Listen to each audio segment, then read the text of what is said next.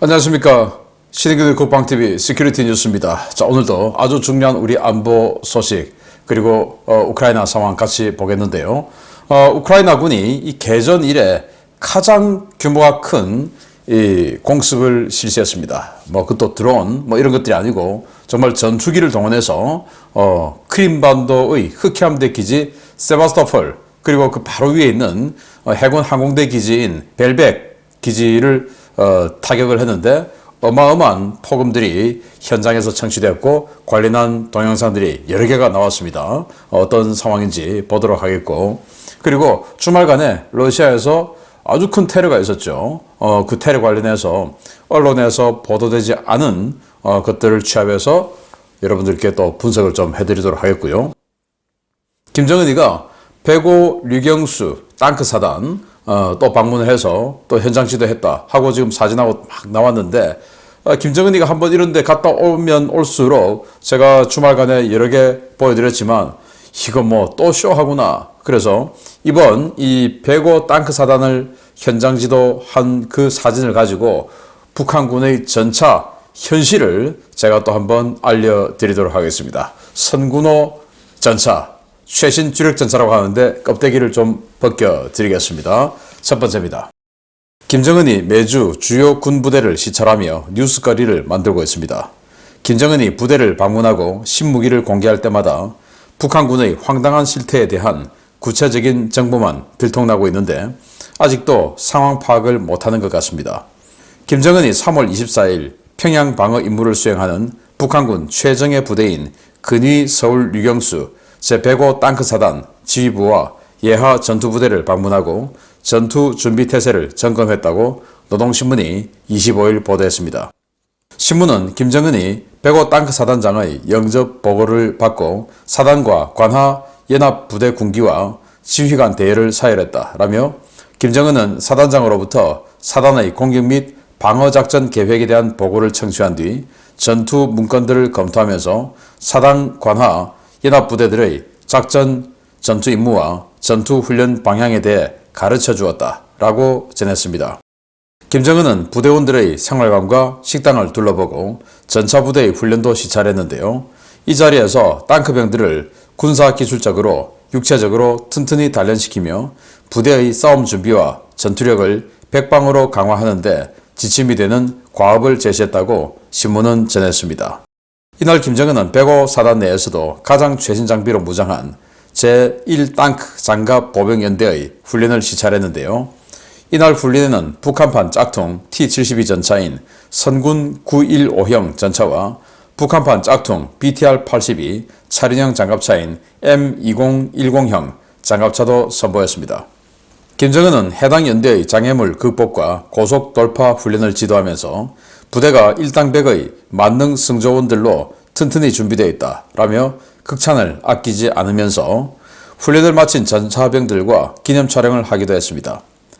이날 훈련에 등장한 성군 915형 전차들은 과거 열병식에 등장했던 전차들과 달리 대전차 미사일과 지대공 미사일 등 거추장스러운 외부 부착물들을 모두 떼내고 포탑과 차체 전면에 폭발 반응 장갑만 소량 부착한 형태로 등장했는데요. 이로써 열병식 등장 무기와 실전 배치 무기가 다르다는 사실을 다시 한번 보여주었습니다. 김정은은 이번 부대 시찰을 통해 선군 915형 전차의 디테일한 사진들을 공개하며 이 전차의 약점을 또 노출시켰는데요. 차라리 안 가는 이만 못한 김정은의 부대 시찰, 어쩌면 북한군 최대의 주적은 대한민국 국군이 아니라 김정은일지도 모르겠습니다. 네, 김정은이가 105 사단 가서 이 전차병들의 전용 이 헬멧을 쓰고 있는데 러시아 스타일의 헬멧이죠. 자, 이런 거 쓰고 사진을 찍었는데 저도 이 훈련 현장을 많이 가보고 그리고 전차부대 훈련장 특히 많이 갔어요. 그래서 이렇게 제가 사진 찍는 거 좋아하니까 사진 찍어줄게요 해서 전차병들 사진 찍으려고 하면 이런 장면이 절대로 안 나와요. 왜냐? 우리 이 군인들은 워낙 자유스럽기 때문에 어떤 친구는 위에 올라서 서고 어떤 친구는 걸터 앉고 포탑에 걸터 앉고 해서 안 나오는데, 여기는 거의 제가 봤을 때 한 개 중대 정도를 다 같이 찍은 것 같은데 중대 전체가 여기 지금 얼굴이 빵긋빵긋빵긋 다 나와 있죠. 이거 하려면 얘들 지금 다리 덜덜덜 떨리면서 너는 조금만 숙여, 너는 조금 더 숙여, 너는 조금 더 숙여 해가지고 얼굴만 딱딱딱딱 나오도록 이 사진 찍는 거 얘들 한 이틀은 연습했을 것 같은데 정말 다리에 어마어마한 근육이 생겼을 것 같습니다. 그럼에도 불구하고 얘는 아주 빵긋빵긋 웃는 모습을 보여주고 있는데 나중에 상좀 받을 것 같네요. 자, 여담이었고 이 전차 부대를 김정은이가 갔다고 하는 것은 105 사단 내에서도 이 부대가 가장 장비가 좋다, 훈련이 잘 되어 있다, 이거 아니겠습니까?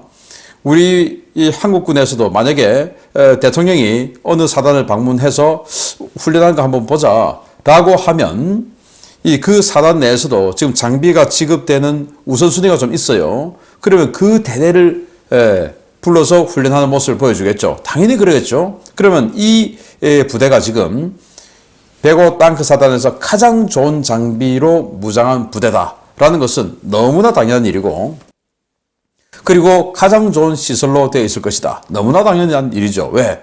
김정은이가 직접 생활관 한번 보자라고 하는데, 그래서 생활관 완전히 그냥 페인트칠 새로 하고, 자, 그래서 제가 이걸 보면서 이런 생활관은 우리 논산훈련소에서 제가 군대 가던 시절에 이렇게 침상형 생활관을 해서 쭉 있었죠. 그런데 하다못해 관물대라도 있었는데 얘들은 지금 관물을 어디 놔둘까요? 1층, 2층 같이 지금 쓰는데 관물대 할 자리가 없어요. 맞은편에도 없고. 그래서 지금 이 생활실은 급조된 생활실일 가능성이 아주 높다. 그럼에도 불구하고 이 꼴밖에 안 된다라는 거고요.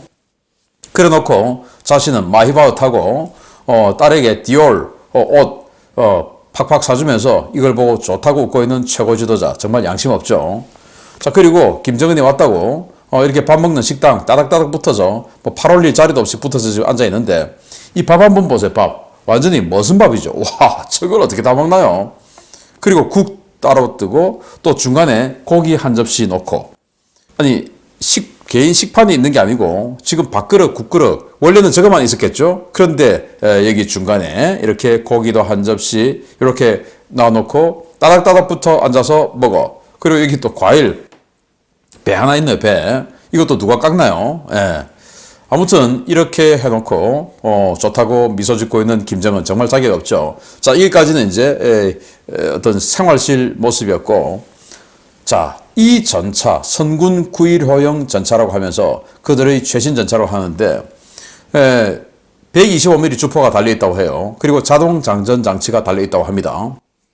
여기 뒤에 보시면 뒤에 포탑이 좀 뒤로 좀 빠져나와 있어요. 원래 이 T55, T62 이런 것들이 다 이렇게 호빵처럼 호빵 엎어 놓은 것처럼 이렇게 생겼는데 뒤에 자동 장전 장치 때문인지 이렇게 뒤로 뭔가 조금 삐져 나와 있어요. 그런데 탈북자, 105 사단 출신의 탈북자들의 증언에 따르면 이 자동 장전 장치가 너무나 고장이 잘 난다는, 심심하면 걸려서, 탄이 걸려서 사격이 안 된다, 라는 거죠. 자, 그러면서 저는 이 선군 전차를 보면서, 그동안 북한이 열병식 때 가지고 나왔던 선군 전차는 뻥이었구나, 라는 것을 알 수가 있는데, 자, 이 모습 보면 여기 14.5mm 기관총 붙어 있습니다. 그리고 위에, 포탑 위에는 아무것도 없죠. 그리고 이제 폭발 반응 장갑, 이렇게 앞에 붙어 있고. 자, 이런 상황인데, 열병식 때는 이 차가 어떻게 해서 나왔냐? 이렇게 나왔어요. 뭐가 잔뜩 붙어 있죠. 불새, 대전차 미사일, 여기 있습니다. 불새. 그리고 또 불새 뒤에, 여기 또 뭔가 있는데, 이거는 이 화승총, 지대공 미사일이에요. 지대공 미사일, 대전차 미사일. 또 여기다가 또 이거 있습니다. AGS-30 쌍열포 30mm 유탄포 쌍열로 또 붙여놨어요. 이렇게 잔뜩 무장을 해놨는데 실제 부대 배치는 뭐냐? AGS-30 30mm 유탄 쌍열 기관포 없고 그냥 14.5mm 기관총이죠. 그리고 불새 대전차 미사일, 화승총, 지대공 미사일 없어요. 아무것도 없어요. 그래서 이건 그냥 쇼다 라는 것을 한 번 더 느낄 수가 있고요. 자, 그리고 자기네들은 이걸 3세대 전차다 이렇게 이야기하는데 3세대 전차가 되려고 하면은 포수용 조준경, 전차장용 조준경 따로따로 있어야 되죠. 그래서 헌터 킬러 능력이 있어야 되는데 이거 조준경이라고 찾아볼 수가 없어요. 그리고 또 이 포신의 동적 포구 감지기. 그래서 이 포가 막 차체가 이렇게 움직이더라도 포신은 그대로 차체가 움직여도 포신은 그대로 이 균형을 유지를 하면서 타겟팅한 적을 물고 절대로 놓지 않는 이 동적 포구 감지기가 여기 있고 있어야 되는데 이거 없어요. 그러면 이 전차는 기동간 달리면서 사격할 수 있는 능력 없다. 그리고 헌터 킬러 포수가 사격을 하는 과정에서 전차장이 다른 목표를 또 헌팅할 이런 능력 없다. 3세대 전차 아닌 거죠. 그리고 뭐 이걸 방어력이 700mm 넘는다라고 하는데 웃기는 소리고 서방 군사 전문가들의 분석에 따르면 이거 많아봐야 500mm다. 포탑 기준으로 차체는 더 약하고 포탑 기준으로 많아야 500이다. 그러면 우리 한국의 K1 전차 105mm 그 최신탄 집어넣으면 450에서 500mm 관통이 되죠. 이 폭발 반응장갑 포함해서 500mm 많아야 500mm다 이겁니다. 우리 K1 전차에도 격파가 되죠. K1, A2 또는 K2에게는 상대가 안 되죠. 자, 그런데 이 전투 서열 1위의 부대에 이 차가 안 나왔어요. 며칠 전에는 이거 뭐 동원해가지고 연합 뭐 대항훈련 이런 거 하더니 이거 없어요. 이 바로 뭐냐? 역시 제가 분석한 대로 M2020 이건 그냥 아웃대만 딱 제작된 그냥 프레이드용 쇼 전차다 라는 걸 느낄 수가 있죠. 자, 여기 보시면 여기 포수용 조준경, 전차장용 조준경 2개 있죠. 원래 3세대 전차 이렇게 돼야 됩니다. 그리고 포신 위에 뭐가 하나 있습니다. 여기 동적 포구 감지기. 이거 있어야 기동관 사격이 돼요. 근데 이건 전부 다 프레이드용 쇼 전차다라는 거고, 요게 진짜인데, 열병식 할 때 보여줬던 뭐 불새 대전차 미사일 이런 건 전부 다 그냥 보여주기용 허구다라는 것을 한 번 더 느낄 수가 있는 장면이었습니다. 두 번째입니다.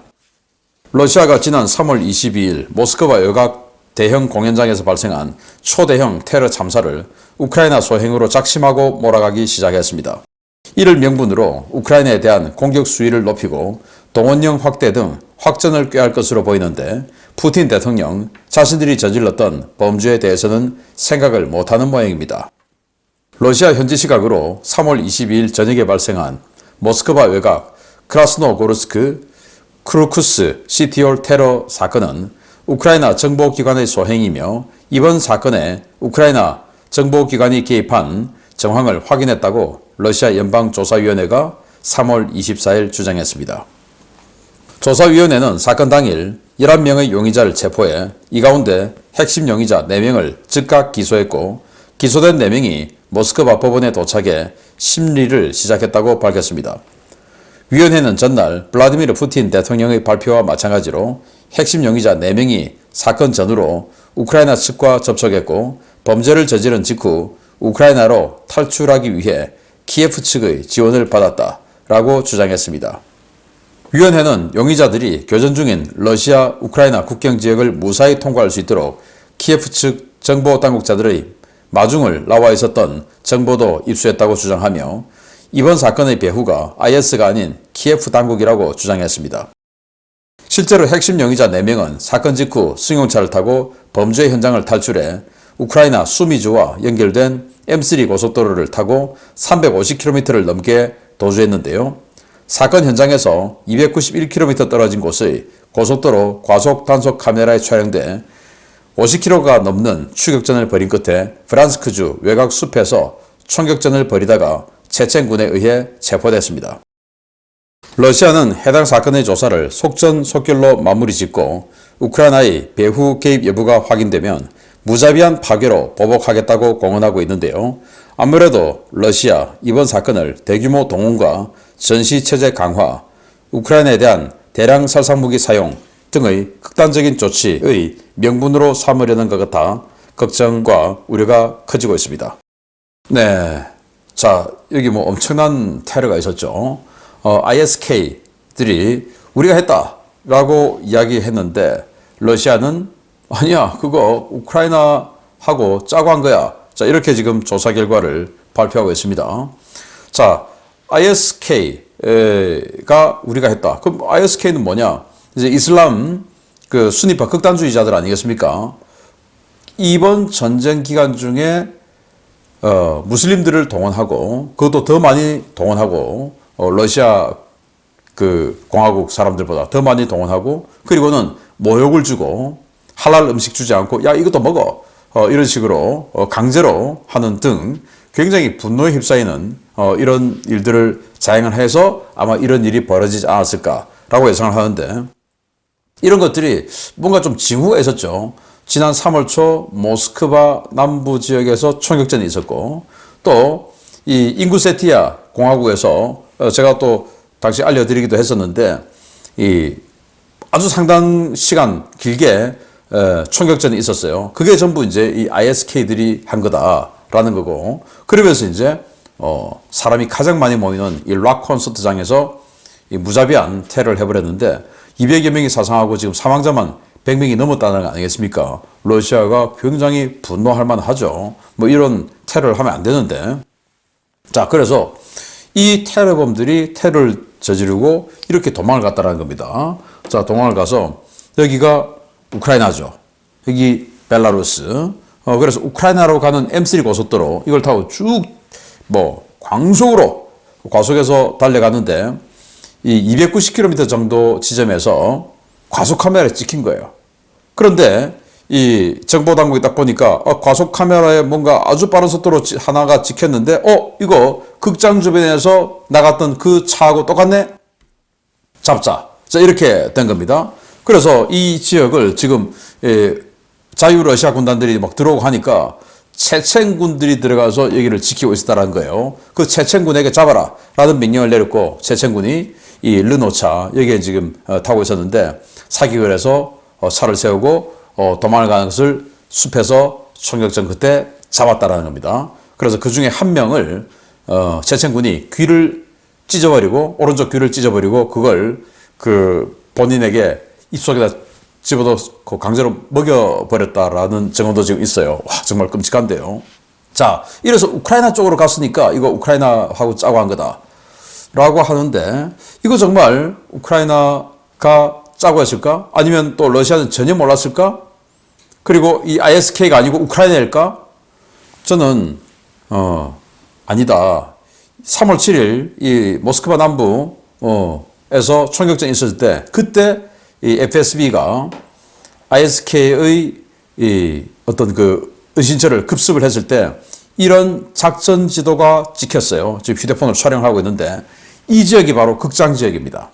그러면 이때 이미 극장 지역에서 뭔가 하려는 작전을 세우고 있었다라는 것이 지금 알 수가 있는 것이고 이건 러시아 관영 즈베즈다 뉴스를 통해서 보도가 된 그 현장 이 동영상이에요. 그러니까 알고 있었다.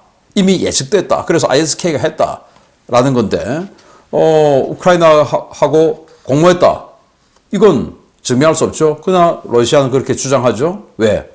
대규모 동원을 통해서 이 전시체제를 더 길게 끌고 나가는 명분으로 삼기 위해서이지 않을까라는 생각을 하는데 정말 안타까운 죽음만 늘어나게 되었습니다. 세 번째입니다.